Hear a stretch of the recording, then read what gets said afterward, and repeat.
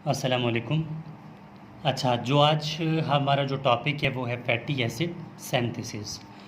देखें, बायोकेमिस्ट्री में जब आप फैटी एसिड सिंथेसिस पढ़ते हैं तो कहाँ होता है, कैसे होता है, कौन कौन से जो स्टेप्स हैं वो किस तरह होते हैं, हम ओवरऑल आपको बता देंगे।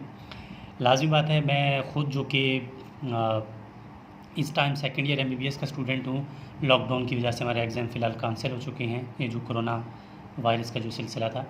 अच्छा, कहने का मतलब सिर्फ इतना है कि जो हम मेडिकल कॉलेजेस में जाते हैं तो तब हमें बायोकेमिस्ट्री के, बाकी हर जगह इसी तरह है, लेकिन बायोकेमिस्ट्री के ज़्यादा से ज़्यादा टीचर्स जो है वो सिर्फ स्लाइड्स दिखाते हैं, हमें समझ कुछ नहीं आ रहा होता।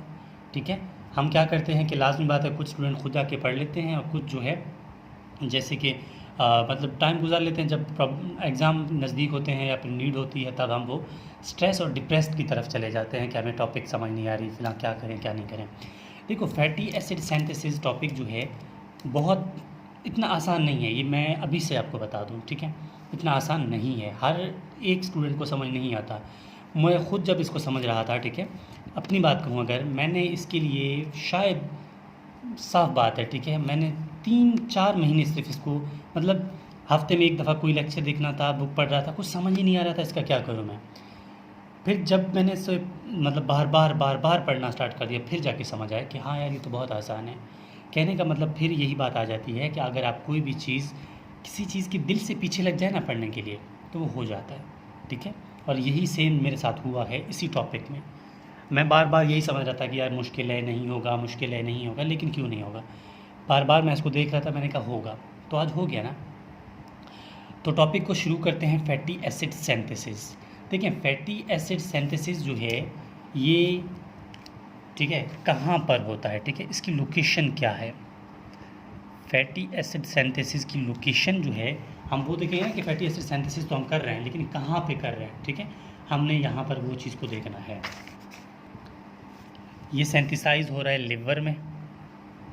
ठीक है, ये लिवर में सिंथेसाइज हो रहा है, लैक्टेटिंग ग्लैंड में। ठीक है, लैक्टेटिंग ग्लैंड्स, ये लैक्टेटिंग ग्लैंड्स में जो है सिंथेसाइज हो जाता है।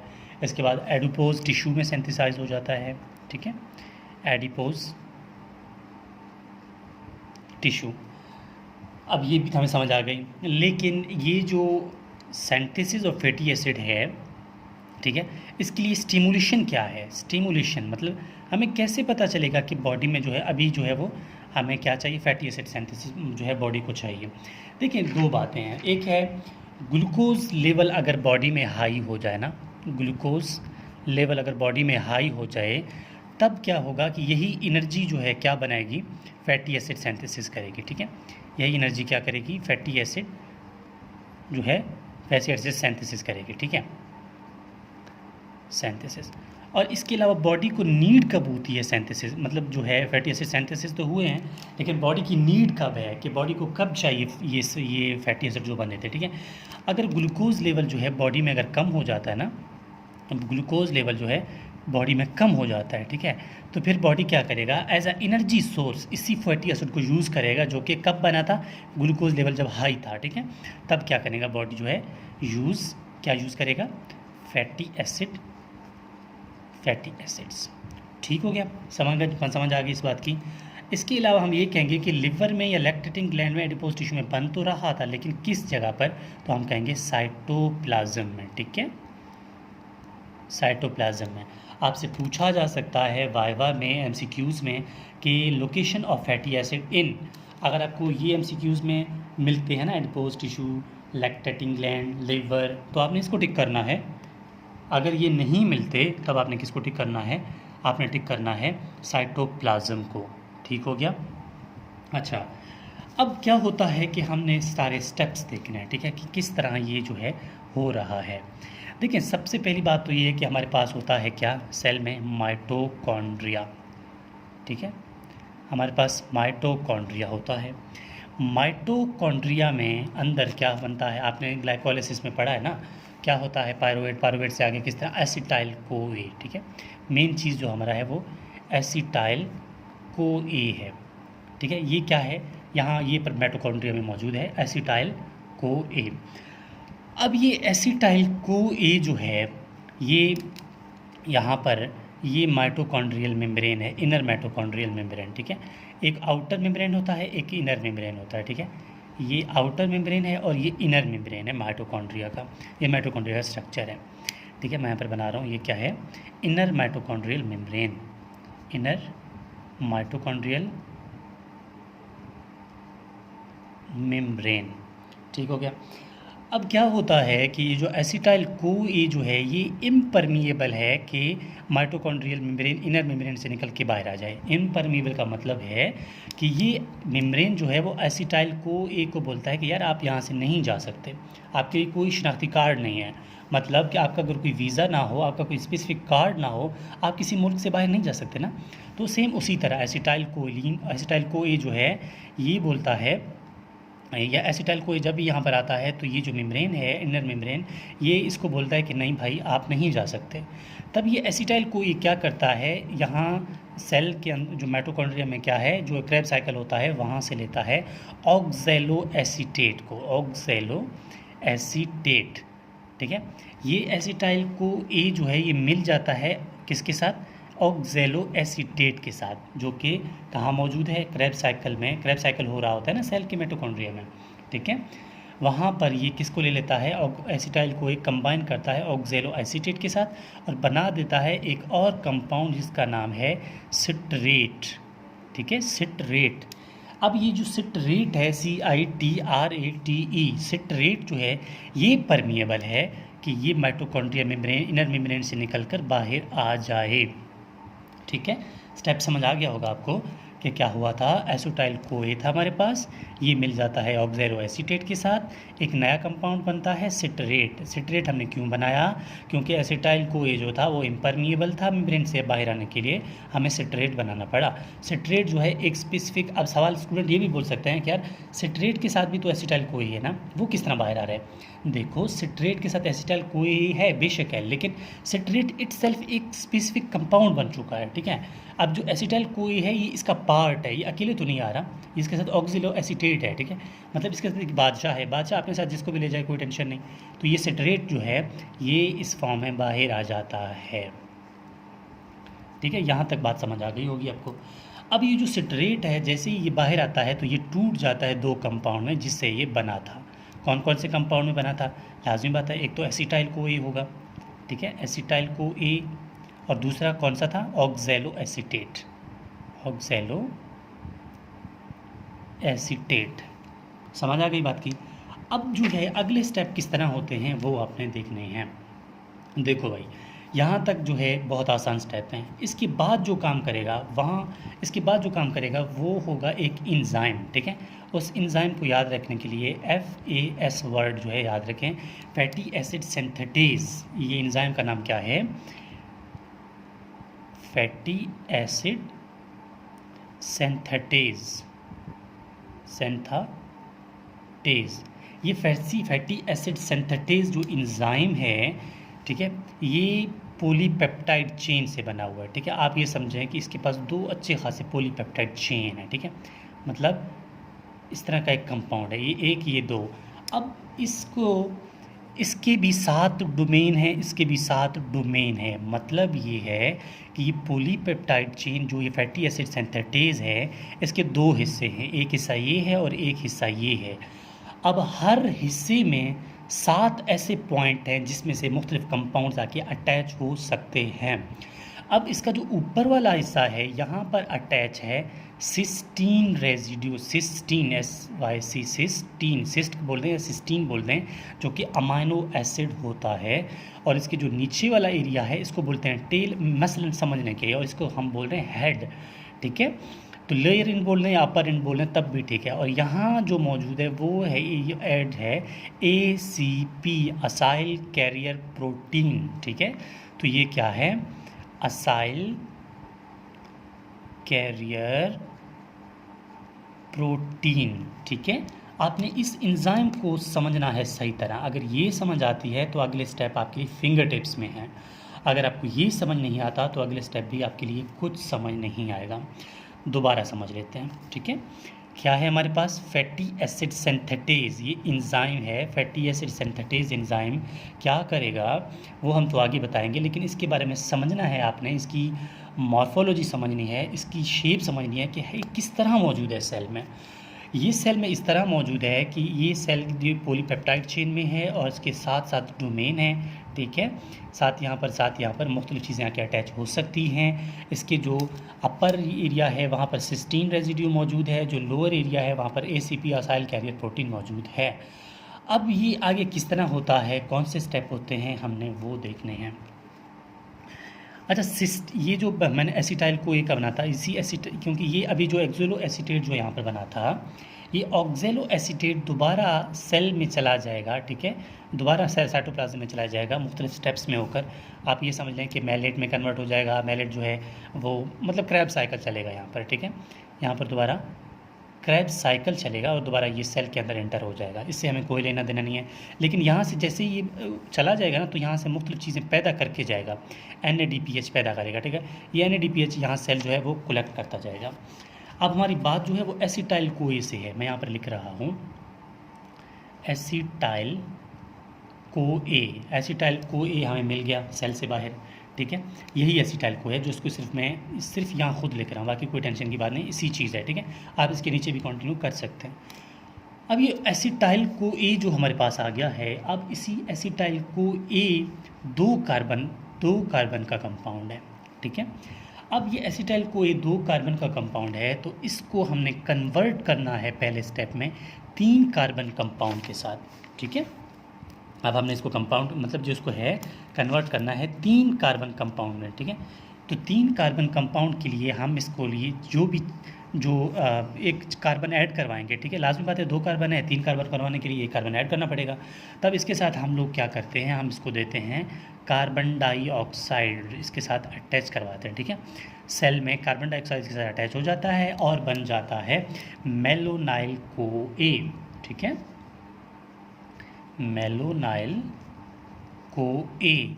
अब ये जो मेलोनाइल को ए जो है ये 3 कार्बन कंपाउंड है, यहाँ पर बायोटिन भी यूज़ होता है, ठीक है, बायोटिन भी यूज़ होता है और ATP भी यूज़ होता है। आप ये कह सकते हैं कि इस स्टेप में हमें ABC यूज़ करना पड़ता है। A का मतलब है ATP, B का मतलब है बायोटिन, C का मतलब है कार्बन डाइऑक्साइड, ठीक हो गया। तो हमें क्या मिला, मेलोनाइल को ए जो कि 3 कार्बन कंपाउंड होता है। यहाँ पर एंजाइम जो काम करेगा वो कार्बोक्सिलेज काम करेगा, ठीक है, कार्बोक्सिलेज,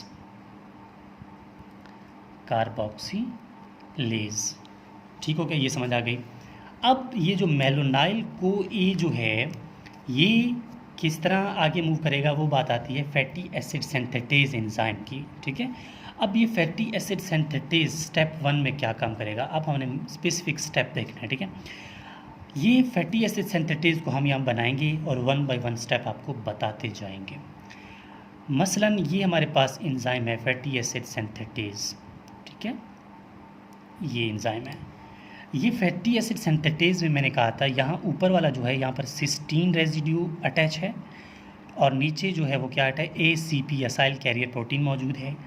अब क्या करते हैं हम लोग कि इसके साथ एक मॉलिक्यूल और एसिटाइल को ए जो है ग्रुप एसिटाइल को ए सेल में आता है, को ए मॉलिक्यूल जो है रिमूव होता है, एक सिर्फ एसिटाइल पार्ट जो है वो आके अटैच हो जाता है इस ACP के साथ, ठीक है, यहाँ पर, ठीक है, इस ACP के साथ क्या अटैच हो गया, सिर्फ एसिटाइल ग्रुप, कहाँ से आया, सेल से, ठीक है, को ए जो है वो रिमूव हो चुका था।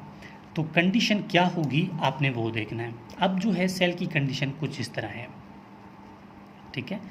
अब सेल की कंडीशन यही है, ये ऊपर वाला है, ये नीचे, ऊपर क्या था वही सिस्टीन रेजिड्यू और कुछ नहीं, नीचे क्या था ACP था जो कि हमने लगा दिया।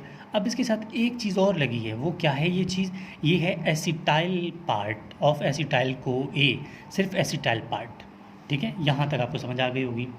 अब सेकंड स्टेप में क्या होता है वो हम देखेंगे, स्टेप नंबर 2। इस स्टेप में क्या होगा, सब कुछ एज इट इज़ होगा और कुछ भी फ़र्क नहीं आएगा। इस स्टेप में सिर्फ ये जो यहाँ पर एसिटाइल कोई पार्ट अटैच हुआ था ये रिमूव होकर चला जाएगा ऊपर की तरफ, किसके पास, सिस्टीन रेजिड्यू के पास। तो हम बना देते हैं, ठीक है, ये उसी तरह हो गया। ये वही एंजाइम है, सिर्फ मैं डायग्रामेटिकली बना ताकि आपको समझ आ जाए। वही सिस्टीन रेजिड्यू है यहाँ पर ACP लगा हुआ है। अब इसके साथ जो ये चीज़ लगा हुआ था ना, क्या था, यहाँ एसिटाइल पार्ट था ना, एसिटाइल कोई का। अब ये मूव करके यहाँ चला जाएगा, ठीक है, यहाँ चला जाएगा। अब क्या बना, अब सेल की कंडीशन क्या है, अब सेल की कंडीशन सिस्टीन रेजिड्यू के साथ क्या हो गया, एसिटाइल पार्ट जो यहाँ पर अटैच था वो यहाँ आके अटैच हो जाएगा और ACP उसी तरह रह जाएगा। इसके लिए कोई टेंशन की बात है नहीं, ठीक है। अब इस स्टेप में जब ये ऊपर चला जाएगा तो उसके बाद जो ACP जो खाली पड़ा हुआ है ना, ये क्या करेगा कि ये मेलोनाइल एक तो नहीं है ना, सेल में बहुत सारे एसिटाइल कोए हैं, बहुत सारे मेलोनाइल कोए बन रहे हैं ना इस स्टेप में। मेलोनाइल, ठीक है, मेलोनाइल को ए पार्ट रिमूव हो जाएगा और मेलोनाइल जो है खुद है वो आके अटैच हो जाएगा ACP के पार्ट में, ठीक है। पहले क्या हुआ था कि ACP के साथ क्या अटैच था, एसिटाइल को ए का पार्ट, तो एसिटाइल अटैच था, वो एसिटाइल चला गया सिस्टीन रेजिड्यू के पास, क्या बचा, सिस्टीन रेजिड्यू बन गया था, सिस्टीन, इसके साथ क्या था, एसिटाइल पार्ट, नीचे सिर्फ ACP था। अब मेलोनाइल को ए रिमूव करके सिर्फ मेलोनाइल पार्ट जो है ACP एसाइल कैरियर प्रोटीन के साथ अटैच हो जाता है। अब सेल की कंडीशन क्या है, सेल की कंडीशन कुछ इस तरह है कि ये हमारे पास एंजाइम है, इस एंजाइम में ये क्या है, ऊपर सिस्टीन है, सिस्टीन के साथ क्या अटैच है, एसिटाइल पार्ट अटैच है, नीचे ACP है, ACP के साथ क्या अटैच है, मेलोनाइल को ए का मेलोनाइल पार्ट अटैच है, ठीक है। अब क्या होता है वो देखें, ठीक है। अब ये होता है कि अगले स्टेप में, स्टेप नंबर 3 में क्या होगा कि ये जो ACP के साथ ये मेलोनाइल को ए जो है, हमने पीछे पढ़ा था कि मेलोनाइल को ए का मेलोनाइल पार्ट जो है यहाँ पर अटैच हुआ था, तो ये कितने कार्बन का है, 3 कार्बन का है, ठीक है। अब क्या होगा कि यहाँ पर कार्बन डाइऑक्साइड की शक्ल में एक कार्बन जो है वो यहाँ से रिमूव हो जाएगा, ठीक है। ये सेल का कंडीशन है, ठीक है। मसलन ये हमारे पास वो एंजाइम है, अच्छा, ये क्या था हमारे पास, सिस्टीन रेजिड्यू के साथ अटैच था हमारे पास, क्या यहाँ पर सिस्टीन है, सिस्टीन रेजिड्यू के पास हमारे पास एसिटाइल पार्ट था। यहाँ पर जो ACP के साथ ACP के साथ क्या था, मेलोनाइल अटैच था ना, ये मेलोनाइल से एक कार्बन डाइऑक्साइड की शक्ल में कार्बन निकल जाएगा, ठीक है, कार्बन निकल जाएगा कार्बन डाइऑक्साइड की शक्ल में, ठीक है। और क्या बचेगा पीछे, लाजिम बात है ना यार, अब कार्बन डाइऑक्साइड एक निकल जाता है, ठीक है, जब एक कार्बन निकल जाएगा तो नीचे भी 2 कार्बन बचेंगे, ठीक है। जब नीचे 2 कार्बन बचेंगे तो सेल की हालत कुछ इस तरह हो जाएगी, मतलब जो है इस स्टेप की हालत जो है कुछ इस तरह हो जाएगी कि यहाँ पर ये जो है सिस्टीन है, सिस्टीन के साथ क्या अटैच है, वही एसिटाइल पार्ट, ठीक है। ये नीचे पार्ट में क्या अटैच है, नीचे जो यहाँ पर ACP है, ACP के साथ पहले तो मेलोनाइल कोई था, मेलोनाइल कोई के साथ एक कार्बन निकल चुका है, अब क्या बचा, 2 कार्बन कंपाउंड बचा, सिर्फ 2 कार्बन, ठीक है, 2 कार्बन बचा। ये कार्बन जो है वो अभी इस टाइम क्या है, हाईली रिएक्टिव है, ठीक है। हाईली रिएक्टिव का मतलब ये है कि ये तैयार है कि आ जाए कोई मुझसे बस बात करे, मैं उसको पकड़ लूँ, ठीक है। अब अगले स्टेप में क्या होगा कि इस स्टेप में कंडेंसेशन होगी। कंडेंसेशन किस तरह की होगी कि ये कार्बन जो हैं, ये दोनों कंपाउंड इसके साथ रिएक्ट कर जाएंगी, ऊपर वाले 2 कार्बन, एसिटाइल क्या था, 2 कार्बन कंपाउंड था ना, तो उसके साथ ये अटैच हो जाएंगी, तो 2 कार्बन ये हो गए, 2 कार्बन ऊपर वाले हो गए, तो सेल की हालत कुछ इस तरह होगी, मतलब एंजाइम की हालत कुछ इस तरह होगी, ठीक है। ये इस तरह ये एंजाइम है, यहाँ पर क्या है वही, ठीक है, सिस्टीन पार्ट है, सिस्टीन पार्ट, यहाँ पर ACP है, ACP के साथ अब क्या होगा, चारों कार्बन जो है वो एक साथ अटैच हो जाएंगे, ठीक है ना। ये चारों कंपाउंड जो है वो एक साथ अटैच हो गए, क्योंकि ऊपर वाले रिएक्ट करते हैं, ये जो नीचे वाले हैं ना यहाँ से हाईली रिएक्टिव होते हैं, यहाँ जाके उसके साथ अटैच हो जाएंगे। जब ये यहाँ पर अटैच हो जाएंगे, अगले स्टेप में क्या होगा वो देखते हैं कि अगले स्टेप में रिडक्शन होगी, ठीक है। रिडक्शन किस तरह होगी, इस तरह, ये हमारे पास सेल है, ठीक है, सेल में ये सिस्टीन है, ऊपर कुछ भी नहीं है, नीचे जो है ACP के साथ चारों कार्बन अटैच हैं, ये चारों कार्बन अटैच में ये अल्फ़ा है, ये बीटा कार्बन जो है यहाँ पर होगी रिडक्शन होगी, तब मुख्तलिफ बॉन्ड्स टूटेंगे, ठीक है, मुख्तलिफ बॉन्ड्स टूटेंगे तो सेल जो है वो इस हालत में एंजाइम आ जाएगा कि वही, ये तो सिस्टीन है, कुछ भी नहीं है यहाँ पर क्या है, ये चारों एंजाइम कार्बन लगे हुए हैं, यहाँ पर जो कार्बन एंजाइम लगे हुए जो कार्बन लगे हुए हैं, बीटा कार्बन पे जैसे ही यहाँ पर क्या होगी, रिडक्शन होगी, तो रिडक्शन की मौजूदगी में बॉन्ड टूटेंगे, वाटर निकल जाएगा, वाटर निकल गया, वाटर निकलने के बाद जो ये हमारे पास दोबारा एंजाइम की शक्ल बचती है वो कुछ इस तरह होता है, ठीक है, 1 2 3 4 कार्बन तो हो गए, लेकिन यहाँ पर ऊपर सिस्टीन है, नीचे ACP है, ठीक है, ACP है। अब यहाँ पर जो चारों कार्बन की रिडक्शन हुई थी, ये रिडक्शन वाला स्टेप जो है बार बार इसी साइकिल को दोबारा रिपीट करेगा, क्योंकि 4 कार्बन यहाँ पर है, ये दोबारा फर्स्ट से रिपीट करेगा, ये रिपीट करेगा अगेन एंड अगेन रिपीट करेगा। जैसे ही अगेन एंड अगेन रिपीट करेगा तो हमारे पास ये देखो ना यार, ये 4 कार्बन है ना, 4 कार्बन को हम बायोकेमिस्ट्री के लैंग्वेज में क्या बोलते हैं, ब्यूटाराइल। हमारे पास एक चेन बन गई ब्यूटाराइल ग्रुप की, ठीक है, तो मैं यहाँ पर लिख रहा हूँ, हमारे पास क्या बना, ब्यूटाराइल ग्रुप बन गई, चेन, ठीक है, ब्यूटाराइल, इथेन मीथेन जो हम पढ़ते हैं ना, इथेन मीथेन, ठीक है, ब्यूटेन, ठीक है, जो हमारे पास ब्यूटाराइल 4 कार्बन है ना, ठीक है, मीथेन ईथेन प्रोपेन ब्यूटेन, ठीक है, हमारे पास ब्यूटेन जो है 4 कार्बन को बोलते हैं, तो यहाँ पर हमारे पास एक चेन बनता जाएगा 4 कार्बन का, फिर उसके साथ जो है ये रिपीट करेगा तो मुख्तलिफ चेन बनते जाएंगे, तो हमारे पास फर्स्ट फैटी एसिड जो है वो 17 कार्बन का बन जाता है, उसको हम क्या बोलते हैं, उसको हम बोलते हैं पाल्मिटेट, ठीक है, उसको हम बोलते हैं पाल्मिटेट। ये कितने कार्बन का होता है, 16 कार्बन का होता है। तो ये सारे स्टेप होते हैं किसके, एक फैटी एसिड सिंथेसिस के। देखें हमने क्या बताया आपको, ओवरऑल इसको एक दफ़ा रिकैप कर लें। हमने फैटी एसिड सिंथेसिस डिस्कस की, सारे स्टेप जो हमने 1 बाय 1 स्टेप डिस्कस किए, रिडक्शन हुई, कंडेंसेशन हुई, रिडक्शन हुई, फिर आगे यहाँ पर दोबारा एक दफ़ा रिडक्शन हो जाएगी, ठीक है, तो ये टोटल डिस्कशन हो गई। यहाँ पर सॉरी एक चीज़ मैंने बताना भूल गया था कि यहाँ पर जो वाटर निकल जाता था इस कंडीशन को बोलते हैं हाइड्रेशन, ठीक है, हाइड्रेशन। यहाँ पर जो एंजाइम काम करेगा वो हाइड्रेटेज काम करेगा, हाइड्रेटेज, ठीक है, ये क्योंकि लाजमी बात है ना कि जब हाइड्रेशन होगी तो हाइड्रेशन में पानी निकल जाएगा, तो इस चीज़ को हाइड्रेशन बोलते हैं, और जो यहाँ पर एंजाइम काम करेगा वो है हाइड्रेटेज। तो यहाँ कंप्लीट हो जाती है फैटी एसिड सिंथेसिस।